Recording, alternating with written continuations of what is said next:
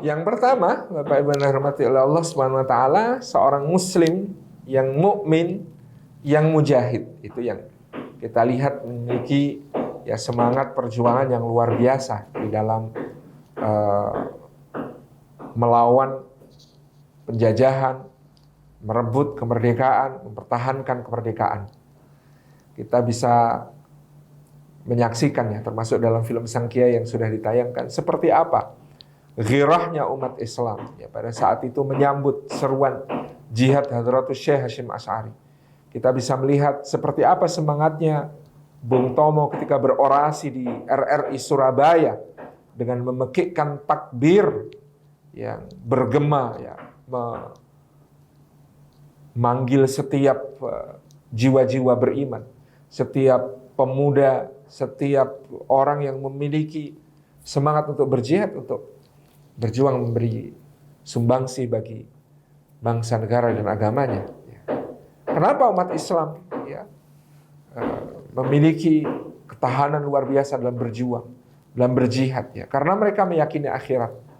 Karena mereka meyakini berjuang melawan kezaliman, penjajahan, penindasan, ya, kesewenang-wenangan, perampasan.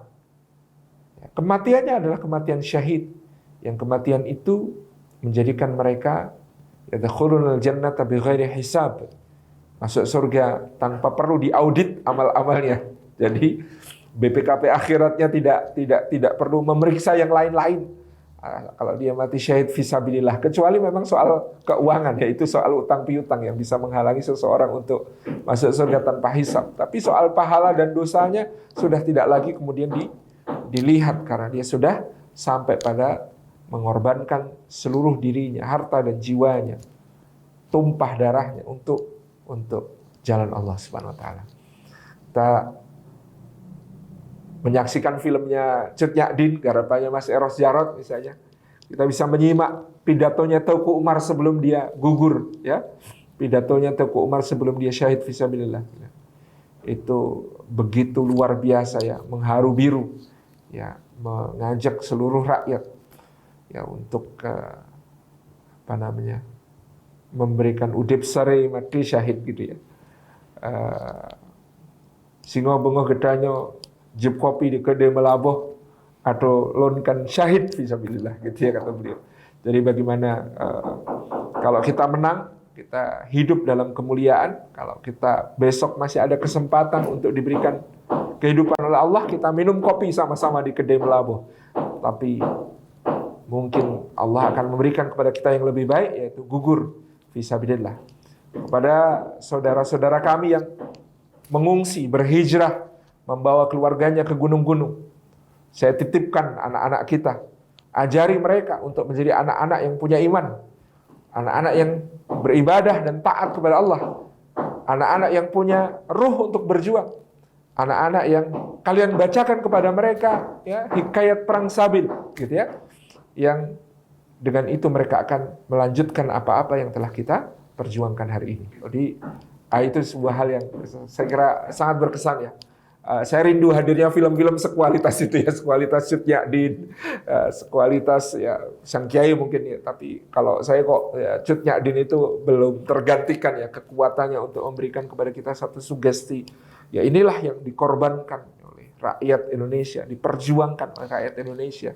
Waktu itu diwakili oleh rakyat Aceh ya dalam perang Aceh yang berlangsung paling lama dalam sejarah Indonesia, 40 tahun. Bayangkan 40 tahun itu stamina macam apa orang berperang 40 tahun itu. Itu hanya rakyat Aceh yang punya gitu ya. Yang baru bisa ditumpas oleh General Van Heijs dengan operasi Marsose-nya yang terkenal. Kemudian yang kedua, apakah mencintai tanah air harus anti asing? Tentu tidak. Kita bisa cinta kepada tanah air kita, tanah tumpah darah kita, bangsa kita, produk-produk dalam negeri kita gitu ya. Tanpa menjadi anti kepada hal-hal yang baik yang datang dari luar sana.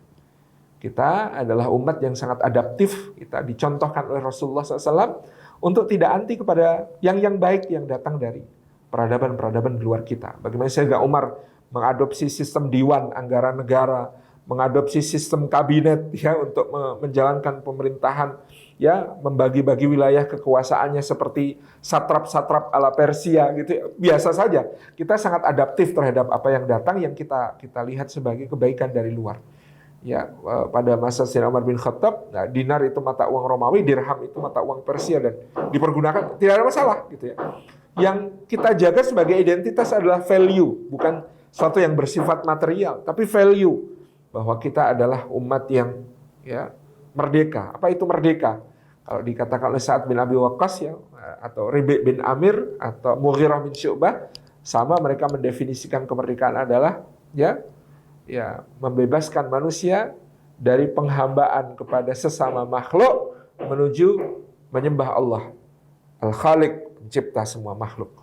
Membebaskan manusia dari sempitnya dunia menuju luasnya dunia dan akhirat. Membebaskan manusia dari kezaliman agama-agama menuju keadilan Islam, kan seperti itu. Jadi ini yang kemudian menjadi mental kita sebagai warga negara Indonesia, sebagai umat Islam. Kita tidak anti kepada yang datang dari asing selama itu baik dan selama itu tidak merenggut ya harga kita, harga diri kita sebagai sebuah bangsa yang sembari kita terus belajar untuk menjadi lebih baik, kita belajar untuk menjadi lebih mandiri, belajar untuk menjadi lebih tangguh. Kita harus brain gain dari apa yang ada di luar sana. Tentu jangan sampai brain drain, malah SDM kita lari keluar semuanya karena kita tidak pandai dalam memanage, mengelola mereka supaya memberikan kontribusi terbaik untuk bangsa kita. Saya kira itu.